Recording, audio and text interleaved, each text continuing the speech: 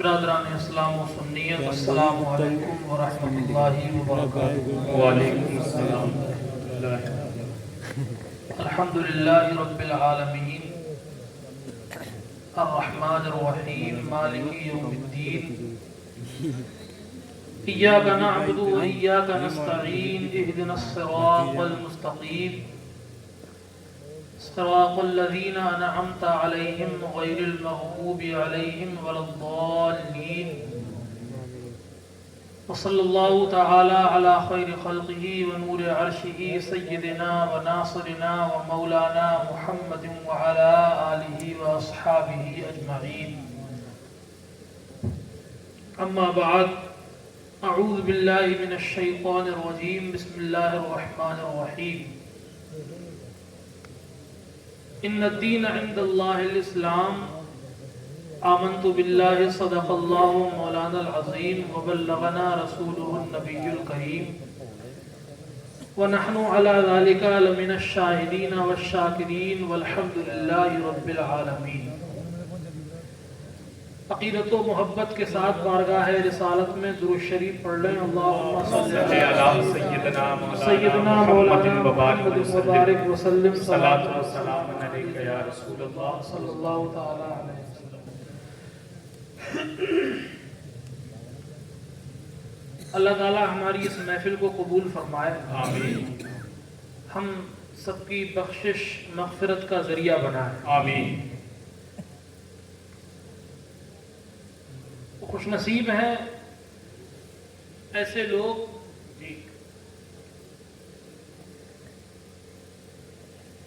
کہ جب ان کو کوئی خوشی ملتی ہے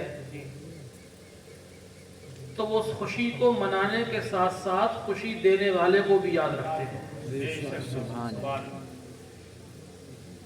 اچھا، سب یہ ہوتا اللہ ہی کی طرف سے ہے۔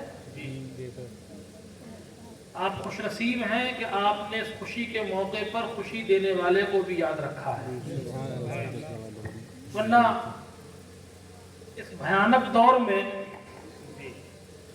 کچھ لوگ ایسے بھی ہوتے ہیں کہ جو جب ان کو کوئی خوشی ملتی ہے تو سب کو منا لیتے ہیں اور سب سے پہلے اللہ کو ہی چھوڑ دیتے ہیں۔ صحیح بات، صحیح بات۔ بھائی بھی نہ چھوٹے، بھابھی بھی نہ چھوٹے، خالو کو بنا لو، خالہ کو بھی بنا لو۔ اس پورے فنکشن میں کسی کی توجہ ادھر لی جاتی ہے کہ اس کام سے اللہ راضی ہوگا کہ ناراض ہوگا۔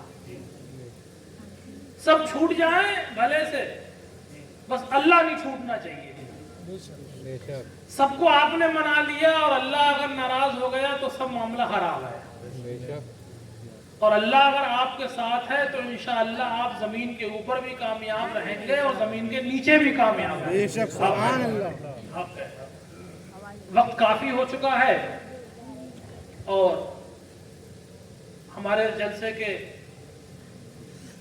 مہمان خصوصی حضرت قاری امتیاز برکاتی صاحب، ان کا آپ کو بیان سننا ہے، اور شاعر اہل سنت حضرت عثمان ہارونی صاحب کو بھی سننا ہے، اور آپ کی ہی گوٹیا کے چہیتے معروف خطیب حضرت علامہ محمود عالم نعمانی صاحب، ان کو بھی آپ سنیں گے۔ بس میں تھوڑی دیر، مشکل سے 10 یا 15 منٹ، کچھ اہم باتیں آپ کے سامنے رکھوں۔ اللہ تعالیٰ مجھے حق بولنے کی توفیق عطا فرمائے، آمین آمین۔ حضرت سیدنا شیخ عبد القادر جیلانی بغدادی نور اللہ مرقدہ النورانی، بڑے پیر صاحب جن کو اپنا لوگ کہتے ہیں، قلائد الجواہر میں لکھا ہے کہ حضور غوث اعظم نے فرمایا، اگر کوئی شخص اللہ کا محبوب بننا چاہتا ہے، کیا؟ اللہ کا محبوب بننا چاہتا ہے، اللہ کا مقرب بندہ بننا چاہتا ہے، تو اس کو یہ چاہیے کہ وہ 12 خصلتیں اپنے اندر پیدا کر لیں۔ کتنی؟ 12 عادتیں، 12 خصلتیں اپنے اندر اگر کوئی شخص پیدا کر لے گا تو غوث پاک فرماتے ہیں کہ وہ اللہ کا محبوب بندہ بن جائے گا۔ اب وہ کون کون سی 12 خصلتیں ہیں؟ تو غوث پاک فرماتے ہیں 2 عادتیں اللہ والی، 2 عادتیں اللہ والی۔ اور 2 عادتیں رسول اللہ والی. 2 عادتیں اللہ والی اور 2 عادتیں رسول اللہ والی. 2 عادتیں حضرت ابو بکر صدیق والی. 2 عادتیں حضرت عمر فاروق اعظم والی. سبحان اللہ سبحان 2 عادتیں حضرت عثمان غنی والی. سبحان اللہ سبحان 2 عادتیں مولا علی والی. سبحان اللہ سبحان. تو یہ 6 لوگ ہو گئے. ایک اللہ, جی دوسرے رسول اللہ, جی اور باقی یہ چاروں خلفاء. جی تو ان 6 لوگوں کی 2 عادتیں آپ اپنے اندر پیدا کر لیجئے. غوث پاک فرماتے ہیں کہ آپ اللہ کے محبوب بن جائیں گے. آپ پریشان تو نہیں ہو رہے؟ اب اللہ والی 2 عادتیں کون کون سی ہیں؟ تو غوث پاک فرماتے ہیں کہ اللہ کی سب سے پہلی عادت یہ ہے کہ اللہ پاک ستار ہے. سبحان اللہ. بے شک کیا ہے؟ ستار. ستار کا مطلب یہ آتا ہے لوگوں کے عیبوں کو چھپانا. بے شک عیبوں کو چھپانا. آپ بھی ایک دوسرے کے عیبوں کو چھپانا شروع کر دیں. سچی بات ہے. بہت اچھا پیغام. آپ بھی ایک دوسرے کے عیبوں کو چھپانا شروع کر دیں. اللہ تو وہ ہے اگر ہمارے عیبوں کو دکھا دے صحیح بات ہے. تو زمانہ گھر میں تک منہ دکھانے کے لائق نہیں رہیں گے. صحیح بات ہے. سچی بات ہے. غلط تو نہیں بول رہا ہوں؟ اگر کسی کے عیب آپ پر ظاہر ہو جائیں تو آپ کا کام یہ ہے کہ اس کے عیبوں کو چھپا لو. بتاؤ مت. حدیث شریف میں آتا اللہ کے نبی صلی اللہ علیہ وسلم نے ارشاد فرمایا کہ اگر کوئی دنیا میں رہ کے کسی بھائی کے اپنے عیب چھپا دے گا تو اللہ تعالیٰ قیامت کے دن اس کے عیبوں کو چھپا دے گا. سبحان اللہ. سبحان اللہ. اللہ قیامت حشر کے میدان میں اس کے عیبوں کو چھپا دے گا. آپ کا کام یہ ہے کہ آپ دوسروں کے عیبوں کو چھپائیے. خدا مت بنیے, عیبوں کو چھپانا سیکھیے. اگر آپ کسی کے عیبوں کو چھپائیں گے تو اللہ آپ کے عیبوں کو چھپائیں گے. اور دوسری صفت اللہ کی ہے غفار. غفار کا معنی آتا ہے معاف کر دینا. کیا کرنا ہے؟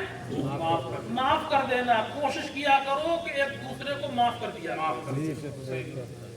اگر کچھ ہو گیا, ہم بھی انسان ہیں, آپ بھی انسان ہیں, ہم سے بھی غلطی ہو سکتی ہے, آپ سے بھی غلطی ہو سکتی ہے, تو آپ کا کام یہ ہے کہ آپ معاف کر دیں.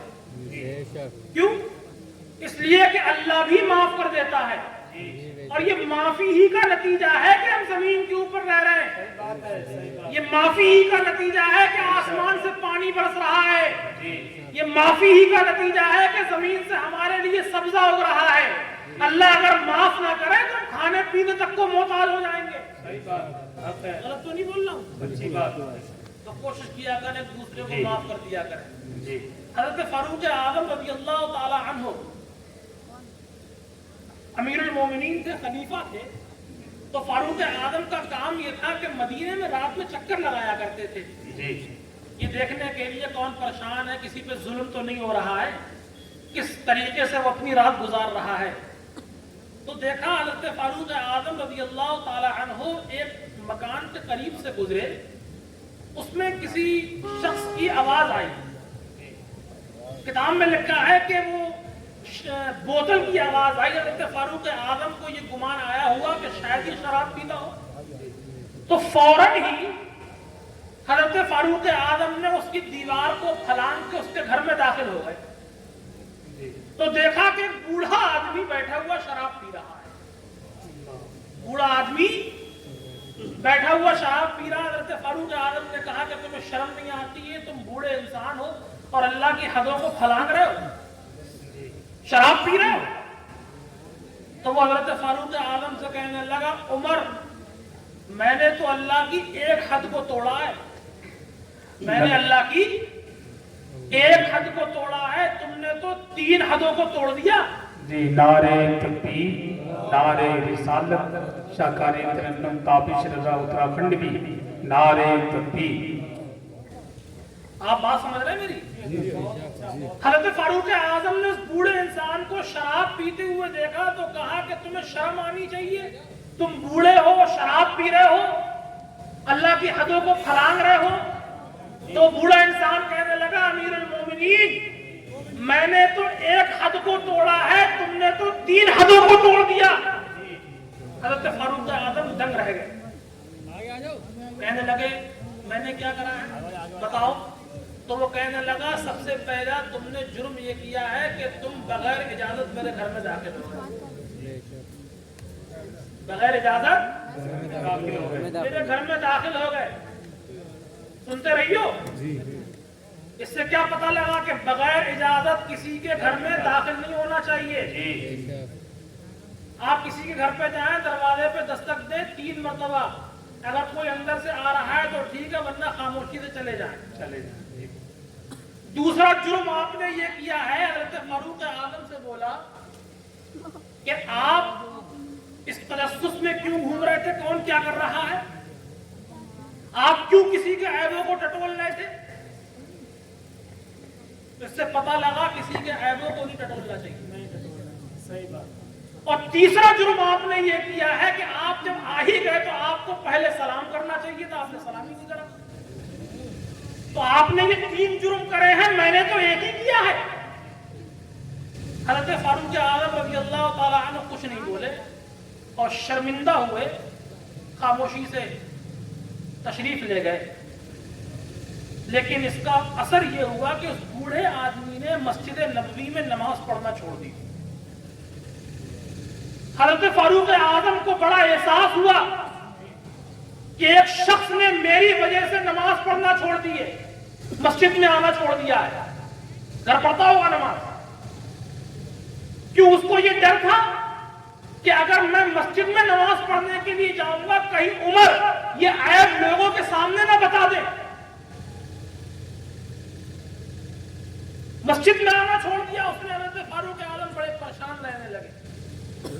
ایک دن حضرت فاروق اعظم نے دیکھا کہ وہ بوڑھا آدمی مسجد نبوی کی طرف آ رہا ہے، بڑے خوش ہوئے، دل اندر سے بڑا خوش ہوا۔ اور جب وہ مسجد نبوی میں آیا تو حضرت فاروق اعظم رضی اللہ تعالی عنہ نے اس کو اپنے قریب بلایا اور اس کے کان میں کہنے لگے اللہ اور اس کے رسول کی قسم کھا کے کہتا ہوں کہ میں نے جس دن تجھے شراب پیتے ہوئے دیکھا ہے اس دن سے لے کے اب تک میں نے کسی کو تیرے بارے میں یہ بتایا نہیں ہے کہ تو شراب پیتا ہے۔ میں نے کسی کو یہ بتایا نہیں ہے کہ تو شراب پیتا ہے۔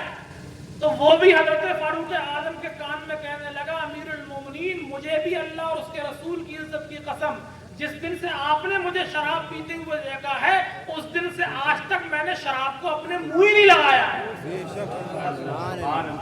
یہ اثر کائے کا ہوا؟ عیب کو چھپانے کا۔ آپ کسی کے عیب کا اگر اظہار کریں گے تو آپ اس کو سنواریں گے نہیں، بگاڑ دیں گے۔ اگر آپ یہ چاہتے ہیں کہ یہ سنور جائے، یہ سدھر جائے، تو کوشش کریں کہ اپنے معاشرے میں ایک دوسرے کے عیبوں کو چھپائیں۔ جس طریقے سے اللہ ہمارے عیبوں کو چھپائے ہوئے ہے، اسی طریقے سے آپ بھی ایک دوسرے کے عیبوں کو چھپائیں۔ بات سمجھ میں آ رہی ہے؟ تو اللہ کی دو عادتیں اپنائیں گے، ستاریت اور غفاریت ہے، ایک دوسرے کے عیبوں کو چھپائیں اور ایک دوسرے کو معاف کرنا سیکھیں۔ یہ حدیث شریف اللہ کے نبی صلی اللہ علیہ وسلم کے پیارے صحابی بارگاہ رسالت میں حاضر ہوئے، کہنے لگے یا رسول اللہ اگر میرا نوکر کوئی غلطی کر دے تو میں اسے سزا دے سکتا ہوں؟ اگر میرا نوکر کوئی غلطی کر دے تو میں اسے سزا دے سکتا ہوں؟ تو حضور نے فرمایا معاف کر دو۔ سبحان اللہ۔ انہوں نے دوبارہ پھر پوچھ لیا یا رسول اللہ دوبارہ پھر کر دے؟ حضور نے فرمایا پھر معاف کر دو۔ سبحان اللہ۔ پھر وہ کہنے لگے یا رسول اللہ تیسری مرتبہ پھر کر دے؟ حضور نے فرمایا پھر معاف کر دو۔ وہ پھر پوچھنے لگے یا رسول اللہ غلطی اگر وہ چوتھی مرتبہ کر دے؟ حضور نے فرمایا پھر معاف کر دو۔ کتاب میں لکھا ہے حدیث کی اللہ کے نبی نے فرمایا کہ اگر وہ 70 مرتبہ بھی جرم کرے تم ہر بار اسے معاف کر دیا۔ سبحان اللہ۔ یہ اس کی تعلیم ہے کہ جس کو اللہ نے دونوں جہاں کا رحمت للعالمین بنا کر دیا۔ 70 مرتبہ معاف کر دیا کرے، کیوں؟ اس لیے کہ ہزاروں گناہوں کے باوجود ہمیں اللہ معاف کر دیتا۔ بے شک حق زندگی بھر جرم کرتے رہے، خطا کرتے رہے، اللہ کے حدوں کو پھلانگتے رہے، शराबे पीते रहे, अय्यारी मक्कारी अय्याशी करते रहे, ना हलाल का पता ना हराम का पता, नमाजें छोड़ते रहे, उसके बावजूद भी अल्लाह तबारक व तआला हमें माफ फरमा देता है। अच्छा, ये जरूरी नहीं है कि नौकर ही का मामला हो, बल्कि जो आपके नीचे हो, आपका छोटा भाई गलती करते माफ कर दो।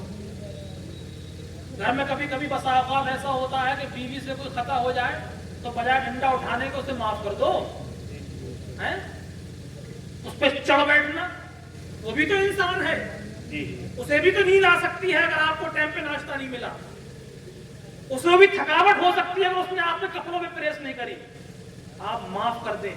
अल्लाह के नबी सल्लल्लाहु अलैहि वसल्लम की एक बात और सुनाओ, देखिए घर में कैसे मामलात होना चाहिए। हज़रत आयशा सिद्दीक़ा रज़ियल्लाहु ताला अन्हा सरकार की सबसे छोटी, सबसे प्यारी, सबसे चहीती बीवी हैं। एक मर्तबा हज़रत आयशा किसी प्याले में पानी पी रही थी, मेरे मुस्तफ़ा ने हज़रत आयशा को देखा और कहने लगे, आयशा अपना बचा हुआ पानी मुझे भी पिला देना। हज़रत आयशा ने वो जिस प्याले में पानी पी रही थी, वो प्याला पानी बचा हुआ अल्लाह के रसूल के पास लेके पहुंचे, या रसूलल्लाह इसको पी लीजिए। हुजूर ने फरमाया, आयशा अब जरा ये बताओ कि तुमने अपना मुंह कहां लगा के पिया था, मैं भी वहां से पानी पीऊंगा। ये तरीके भी इख्तियार करना चाहिए। ये नबी सल्लल्लाहु अलैहि वसल्लम की तालीम है, ये नहीं डंडा लेके खड़े हो गए, गाली फटकनी शुरू कर दी। अल्लाह ने आपको मर्द बनाया है, तो मर्दानगी ये नहीं है कि आप उस पर सवार हो जाएं, मर्दानगी ये है कि आप उसकी खताओं को माफ करते रहें। वो भी तो इंसान है, सही बात है, हक है, उससे भी तो जुर्म हो सकता है, उससे भी तो गलतियां हो सकती हैं, तो आप उसको माफ कर दें। बल्कि आपके नीचे जो भी है, अगर उस्ताद है तो उसको चाहिए कि अपने शागिर्दों को माफ करे, अगर बाप है तो उसको चाहिए कि अपनी औलाद को माफ करे। गलती होगी, एक नहीं, हदीस शरीफ में आया है 70 मरतबा भी अगर वो जुर्म करे तो आप उसको 70 मरतबा माफ करो। अच्छा, इसमें नुक्ता ये भी निकल सकता है कि एक आदमी 70 मरतबा जुर्म तो करेगा ही नहीं, मतलब यह है कि तुम उसको सजा दो ही मत, माफी करते रहो बस।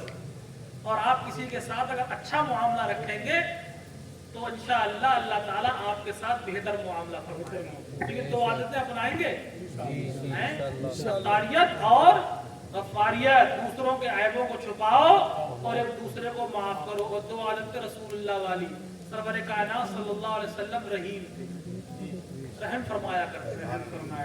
क्या करते थे? रहम फरमाया करते थे। यहाँ तो अगर कुत्ता भी जब आ गया ना, बेचारा टहलते हुए आ गया और डंडा लेके उसी के पीछे पड़ जाते हैं, ये भी गलत है। हज़रत मौलाना आरिफ जलालुद्दीन रूमी अलैहिर्रहमा अपनी मसनवी में लिखते हैं कि मैं मस्जिद से नमाज़े असर पढ़ने के बाद अपने घर जा रहा था, तो हजरत जिस रास्ते से जा रहे थे उस रास्ते के बिल्कुल मुंह पे कुत्ता सोया हुआ था। मौलाना आरिफ, मौलाना साहब बैठे, कोई छोटे मोटे मौलाना थोड़ी नहीं थे, या किसी मस्जिद के इमाम नहीं थे, वो 700-800 साल पहले के बुजुर्ग हैं मौलाना आरिफ जलालुद्दीन रूमी। हजरत मौलाना आरिफ जलालुद्दीन रूमी हाथ बांध के खड़े हो गए। मुरीदों ने कहा, हुजूर चलते क्यों नहीं? फरमाया, कुत्ता सोया हुआ है। तो हुजूर कुत्ता ही तो है, उड़ जाएगा। तो फरमाते कि हमें नहीं चाहता कि मेरी वजह से एक कुत्ते की नींद, बल्कि यूं समझिए कि इस्लाम का सही चेहरा है, सही चेहरा जी, ये इस्लाम है जी जी, ये इस्लाम का हुस्न है। ऐसे बंदे में वल्लाह वाले, अल्लाह, एक कुत्ते का अदब, तो उसकी नींद भी खराब नहीं होनी चाहिए। भी खराब है, हम इंसानों के ऊपर जालिम बन जाते हैं, हम इंसानों को जनाबे वाला जुल्म सितम के पहाड़ तोड़ देते हैं। तो रहीम बनिए, रहम कीजिए। और एक आदत हुजूर की करम फरमाने वाली, हुजूर करम बहुत फरमाया करते। हालांकि इसका माना एक ही है, रहम करम जी, है नहीं। अल्लाह के नबी रहम फरमाया करते थे, करम फरमाया करते थे। और दो आदतें हजरत अबू बकर सिद्दीक वाली, एक सादिक और एक मुसद्दिक। सादिक का मतलब यह है कि हमेशा सच बोलो, और मुसद्दिक का मतलब यह है कि सच्चाई की गवाही भी दो। जी, सही बात, सच्चाई की गवाही भी दो। अगर तुम्हारा दुश्मन ही है वो, लेकिन अगर वो सच है तो कहो कि हाँ ये सच है, इसने बात जो कही है वो ठीक ही है। ऐसा नहीं है कि आप अपने दोस्त के चक्कर में उसी को सही बना दें, बल्कि जो सच हो उसको बताइए। और दो आदतें हजरत फारूक आजम वाली, अच्छाइयों का हुक्म देना, बुराइयों से रोकना। अच्छाइयों का हुक्म देना और बुराइयों से रोकना। नमाज पढ़ने के लिए आप जब आए मस्जिद में, रास्ते में कोई मिला तो उसको पकड़ के ले आए हैं? आपने किसी को देखा खड़े होकर कोई पानी पी रहा है तो उसको मना कर दिया। आपने किसी को देखा कोई खड़े होकर पेशाब कर रहा है तो आपने उसको समझा दिया। आप बुराई से रोके भी। ये अमर बिल मारूफ नही अनिल मुनकर स्टेज वालों का काम नहीं है ये कि मौलाना ही साहब अच्छाई का हुक्म देंगे, बुराई से रोकेंगे। ये आपका भी काम है, आपकी भी जिम्मेदारी है कि आपके मोहल्ले में, आपके पड़ोस में, आपके घर में अगर कोई गलत काम कर रहा है तो आप उसको टोकिए। अब वो अलग बात है कि वो अगर अपने आप को नहीं बदल रहा है तो वो जाने, उसका काम जाने। आप तो बड़ी जिम्मा हो जाइए, अच्छाई का हुक्म दीजिए, बुराइयों से रोकिए। और दो आदतें हजरत उस्मान गनी वाली, दो आदतें उस्मान गनी वाली। हजरत उस्मान गनी रज़ी अल्लाह ताला अन्हु सखी थे। कैसे थे? मिजाज में सखावत थी, खर्च किया करते थे अल्लाह की बारगाह में। अल्लाह की बारगाह में देने से कभी पीछे मत हटा करो, खुदा की बारगाह में हमेशा दिया करो। ये उस्मान गनी की एक अच्छा सखी जो होता है और एक होता है बकील कंजूस। ये आदमी की फितरत जो होती है बदलती नहीं है। आप कंजूस आदमी को कितना ही उभारो तो वो टस से मस नहीं होगा। और आप सही आदमी को खाली इशारा दे दो, अच्छा हर ऐसी बात है लो, ये फितरत नहीं बदलती है। वो कहते नहीं है कुत्ते की दुम को अगर तुम 1000 साल भी फुकनी में बंद करोगे और उसके बाद निकालोगे तो वो टेढ़ी रहेगी। ये फितरत नहीं बदलती है। तसव्वुफ में एक किताब है, ज़हन से निकल रही, उसमें एक वाक़या लिखा है कि एक बादशाह सलामत बड़े सखी थे। एक शख्स मछली लेके आया, बादशाह को मछली बड़ी अच्छी लगी और बादशाह ने क्या करा, वो 200 दिरहम में मछली खरीद ली। कितने दिरहम में?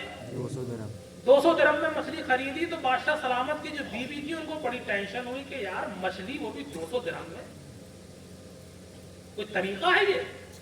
200 दिरहम में मछली दी जाती है। अब औरत की मार तो बड़ी खतरनाक होती है। तो बादशाह सलामत कहने लगे कि भैया अगर मैं उससे पैसे वापस लूंगा, मछली दूंगा तो मेरी बादशाह की तौहीन है ये, अब मैं क्या करूं? तो बीवी कहने लगी तुम उसको बुलाओ, उससे ये कहो कि ये बता मछली नर थी कि मादा? अगर वो कहे कि मछली नर थी तो तुम कहिए मुझे मादा चाहिए थी, और अगर वो ये कहे कि मछली मादा थी तो तुम कहना कि मुझे नर चाहिए थी। अब मछियारे को बुलाया तो बादशाह सलामत कहने लगे हाँ भाई बताओ मछली नर थी कि मादा? मछियारा बड़ा चालाक था, वो भाग गया कि दाल में कुछ काला है, बेखुदी बेसबब नहीं गालिब, कुछ तो है जिसकी पर्दादारी है। मछियारा बोला अरे जिल्ले इलाही मैं ऐसी मछली लेकर आया हूँ तो ना नर है ना मादा है। बादशाह और खुश हुआ, बादशाह ने 200 और दिए निकाल के।